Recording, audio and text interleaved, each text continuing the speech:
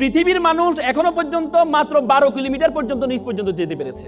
সেটা কে করেছে জানেন? 1970 সালে সোভিয়েত ইউনিয়ন। তারা চিন্তা করলো তারা পৃথিবীর নিচে যাবে, কারণ তারা জানে পৃথিবীর নিচে হচ্ছে কিনা আমাদের বরাবর নিচে হচ্ছে কি আমেরিকা। আমরা যদি এখানে যে 6টা বাজে, আমেরিকাতে 6টা বাজে, রাত 6টা বাজে, দিন 6টা হলে রাত 6টা। সে চিন্তা করলো নিচ দিয়ে যাবে। তখন তাদের গবেষণা পথে তারা নিচে যাওয়া শুরু করেছে সাইবেরিয়া অঞ্চলে। নিচে গিয়ে তারা 12 কিলোমিটার পর্যন্ত গিয়ে দেখে সেখানে যেই গরম সেটা প্রায় 2000 সেলসিয়াস গরম।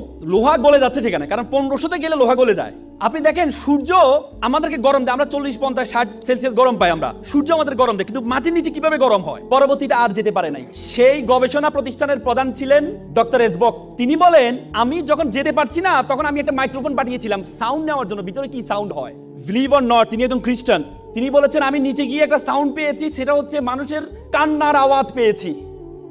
তিনি আবার বলেন, তিনি ভাবলেন এটা একটা ইকুইপমেন্ট বা আমি যে ইকুইপমেন্ট পাঠিয়েছি সেটার কোনো আওয়াজ হতে পারে। তিনি আবার পাঠালেন।